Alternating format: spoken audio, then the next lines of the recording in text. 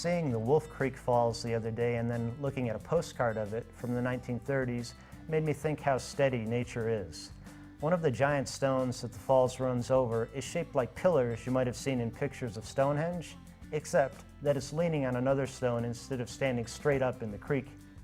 Robin Tracy, who owns that postcard and who led the group on a hike to the falls that I joined, marveled that the big stone hasn't budged since the photo was snapped for the postcard some 8 decades ago. Standing by the edge of the falls and feeling the spray of the water was refreshing after the 3.5-mile climb it took to reach the falls.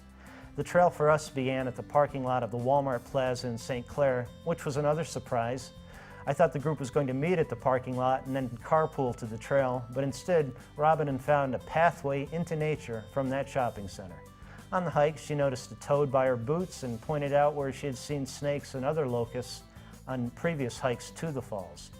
In the winter, she said most of the falls ices over, but the main spigot over the boulders usually keeps flowing. When we saw the falls, it had a lower flow than in the 1930s postcard, and Robin didn't remember a time when it was less forceful either.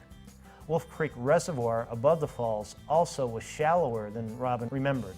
I couldn't find out how old the reservoir is, though Robin's mother, who's 87, can't remember a time when the reservoir was not there. Nor do I know if the falls existed before the reservoir or if the falls exist because of the reservoir.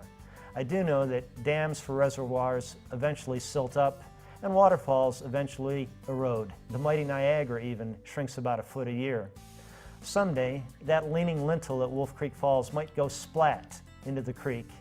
Nature is steady, but it keeps working.